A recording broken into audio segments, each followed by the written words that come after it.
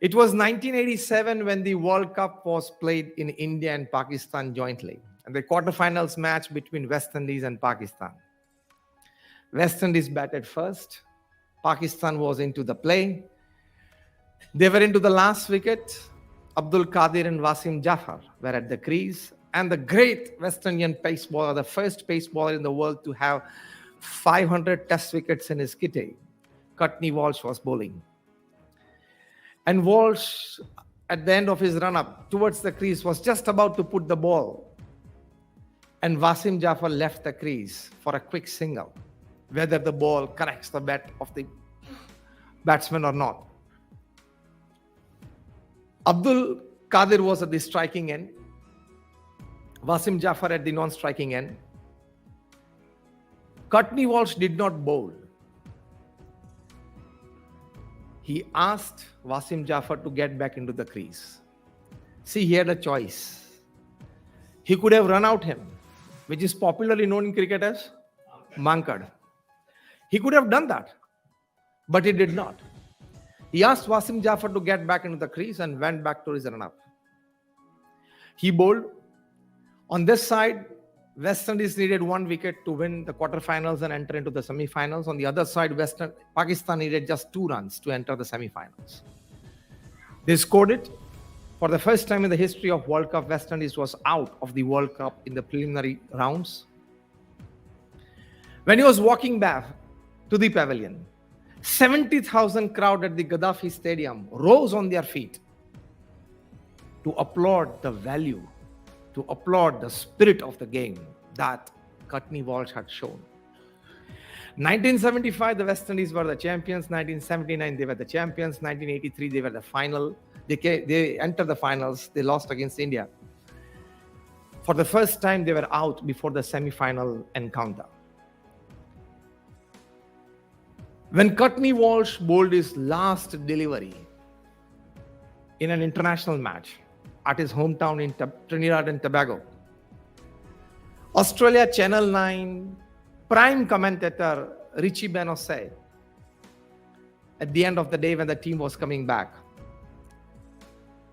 seeing Courtney Walsh leading the team back, bowling his last international delivery, Richie Beno said, "Here comes the last of the gentlemen cricketers." And thereafter, the age of match fixing and sport fixing started. Values were replaced by valuables.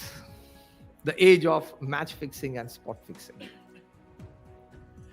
Years later, when Courtney Walsh was interviewed by BBC Cricket, he was asked that why did you prefer to make the other choice? You knew that you could have officially, legally taken your team into the semi-finals. Courtney Walsh said something which is a source of inspiration for all of us today. So high regards for values. Courtney Walsh said, "I was not raised to do that. The way in which I was raised by my parents, I was taught cricket by my coach. I cannot do that. I cannot run out a person in such a way before once giving him a warning." Again, BBC asked him because they wanted something spicy from his mouth, as normally these people want.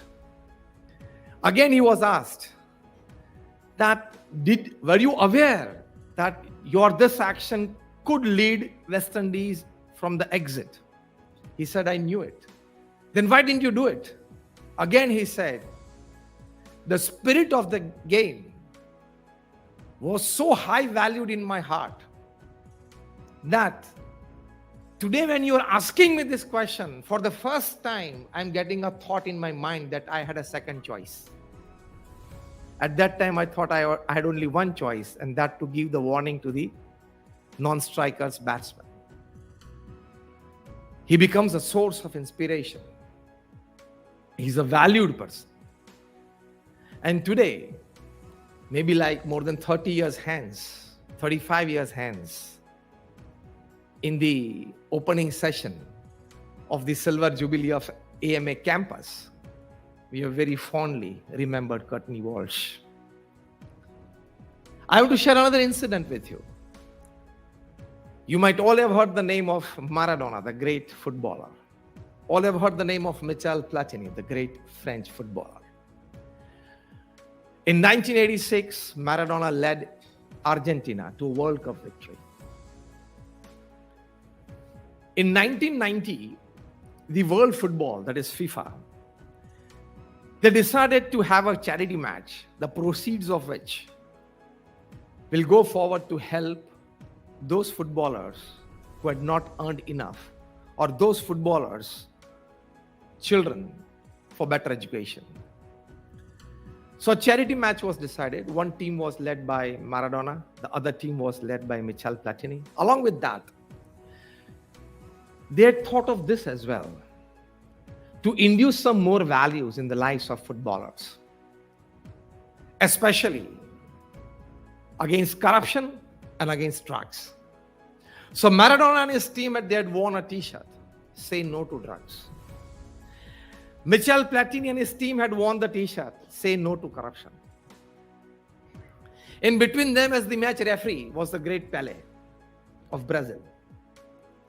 The match was played in a packed stadium. They must have collected hundreds of thousands of dollars, well distributed for the purposes for which the charity match was played. A few years later, Maradona was caught possessing drugs, intake of drugs, and he was suspended from football for 6 months. He could not stand the value for which he once stood just because of attraction towards valuables.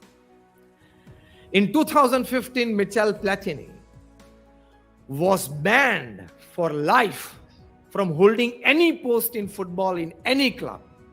You don't have to step on the football ground on the charges that the ethics committee of FIFA had put on him and proved the charges of corruption of said perhaps more than 5 million euros.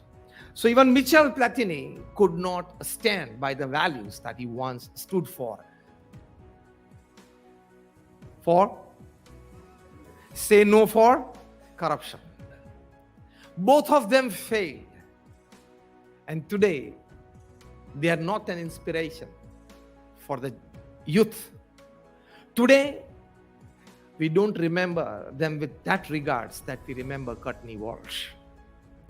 What I mean to say is, to think of values, to live by values, and to sustain those values in your hearts and minds, lifetime, which ultimately becomes your character, is definitely a challenge.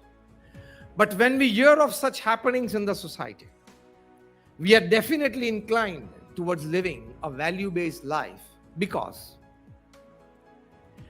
values that don't hold the power to hold your life together when you fail on values.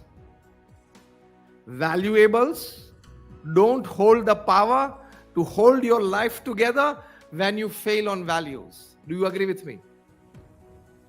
And on the other side, values, they hold the power to bring your life back on track when you have lost valuables. This is the big difference between values and valuables.